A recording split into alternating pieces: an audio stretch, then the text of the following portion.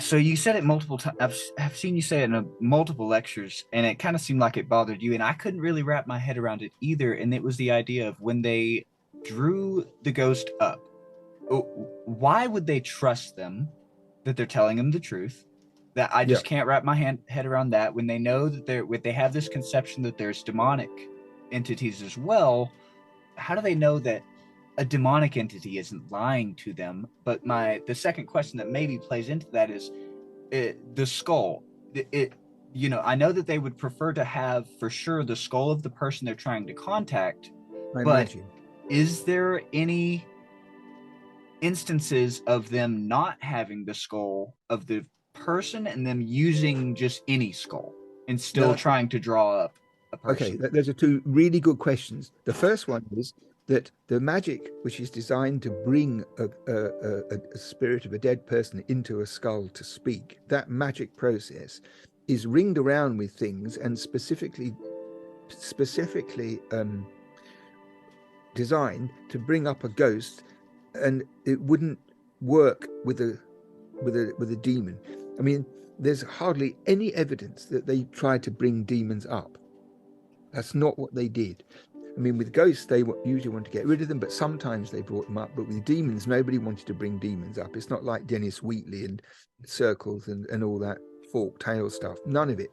The demons, the trouble with the demons, you couldn't kill them and they had no mercy in them. But I don't think a cruising demon, uh, seeing that necromancy was going on with a skull, would think, "Oh, I'll change myself into a ghost." And I don't think so. I don't think so. Um, um, the trouble about answering your question simply is that there's no other evidence of this than what I published. There's no Mm-hmm. accounts of it, um, or things that went wrong or anything. We don't even know what the questions were, and it's my assumption that you um, used the skull of the person you wanted to interrogate, or at least a family skull, which is a kind of intuitive idea and not proven. But when you have the fact that the bones of your dead were accessible to you, that makes it much more credible.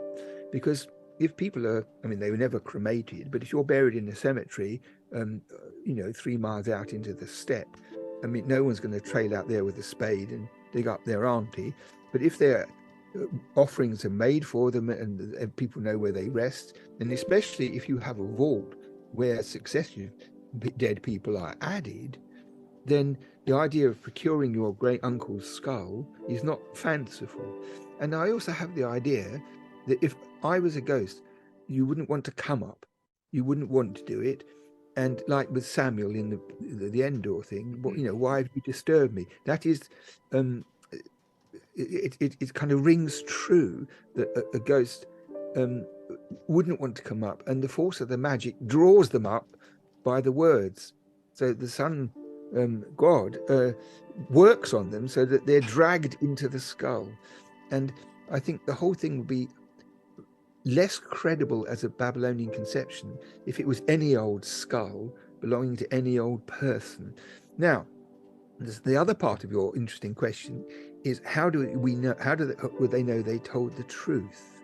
Well, this is a thing that I find very remarkable, because they simply wouldn't. They simply wouldn't know, but I suppose they would regard that as a minimal risk. So the thing is, it was quite a palaver to get a professional to come and do this. And I'm sure you had to fast beforehand and abstain from playing rugby and having sex and things, and so that you were in such a state. And the priest would come, and there'd be a lot of hanky panky organizing and cleaning and this and this and this. So it's a big operation. And then the thing itself would be rather traumatic. And I'm sure it would be rather traumatic, assuming it, as it were, happened and it worked. And I don't think there would be room for um, for skepticism about what the ghost told you as an automatic response. I could imagine that you might ask a question where that when the answer came, you found it hard to believe. But I doubt that they would have room in their grasp of this enormous activity for a ghost that would willfully not tell them the truth. Although, as I wrote in a cynical moment in that book, most things that people tell to one another are not truthful. People lie like anything. And people no doubt lied like anything in Mesopotamia, and probably the ghosts did too. But if did they ask questions like, where did you bury the silver? That's one thing. Or who's going to win the Grand National? That's another thing. Or am I the father of my daughter or not? And those sorts of questions. Because I think the things which they asked must have been pretty heavyweight. It wasn't It's not trivial to do not this. not trivial to do that.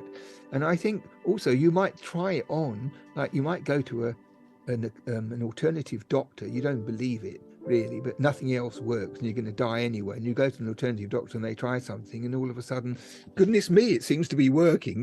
It might be like that. It might be like that. So Almost a placebo, tricking themselves into, or not tricking themselves, but just believing that it's working. Or yeah, and if it's very expensive, you're probably likely to believe it too.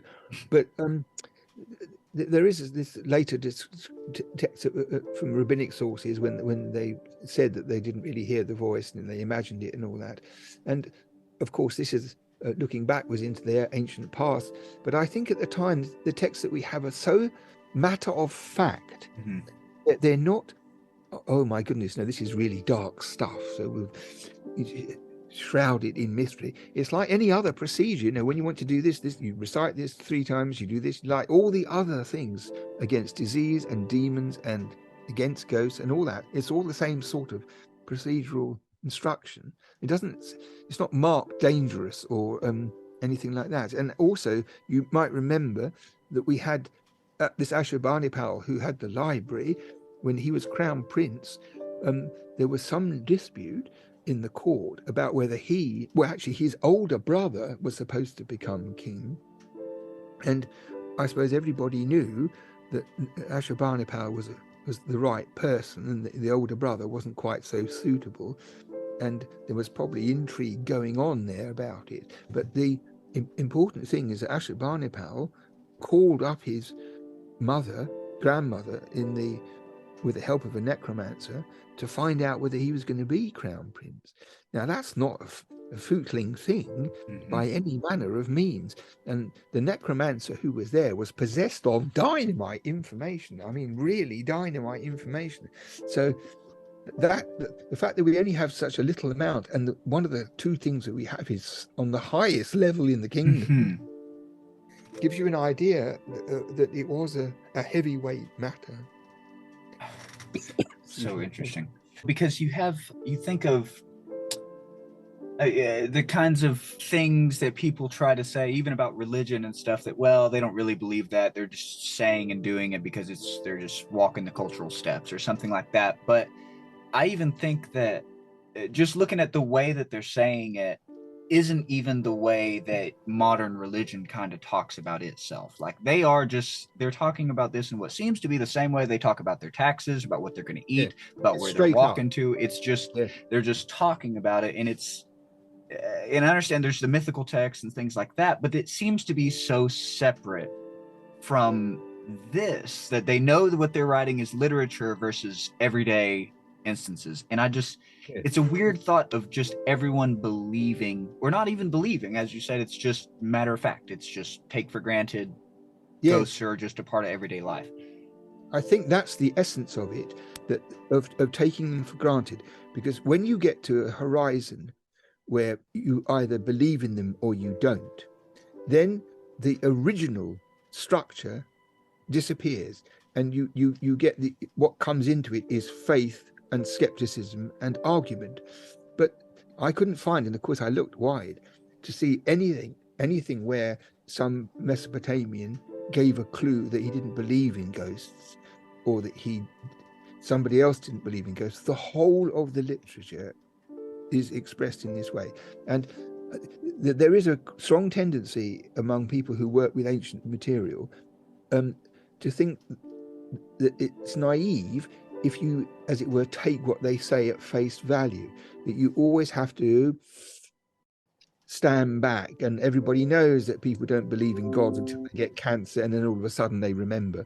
you know, that kind of thing, that people go to church and at the same time they're rapists and child molesters and burglars. And so the whole business about religion is very complicated in our world, about what people really believe. I mean, I know quite a lot of clergymen who simply don't believe in God. So this is an interesting thing, but I don't think that the issue was alive in Mesopotamia about whether or not things were true. I mean, the way they talk about demons and what they do to people, it's not a figure of speech. It's not a figure of speech, and that is the essence of it. I think, you know, like, so that we can think, oh, how cute how they looked at it that way. I don't think so. And I tried to put in, you know, what the kings do on things to show that it was everybody in the kingdom, top to bottom. If you ask them, do you believe in ghosts, they would look at you with incredulity. Because that's kind of the way that I think, you know, you regularly hear something like, well, you know, religion's used to, regardless what side of the argument anyone's on, but, you know, people use religion to control masses and things like that. But even in Yeah, this context, you have the king doing these rituals. He's not yeah, using exactly. this as a way to get people to do, oh, well, if you don't do this, the gods will be mad at you. He's doing it. He believes it. There's no one around him unless these scribes are just super secretive about, don't Yeah, write it down or whatever. It's yeah. everybody. I mean, it's But you across know, the board. in support of it, there's a whole different other argument, in that there are places in the world where this situation still prevails. Like, I mean, I've done research in India, and about board games in India. And if you are sitting there talking to a person and you say, oh, incidentally, are there any ghosts in the village? They're not going to say, oh, come on, man, you know, really? The response to that question is, how much time have you got? And everybody knows. And there are places in the world, many places in the world, where lots and lots of people believe in ghosts without any belief or otherwise. They just know about it.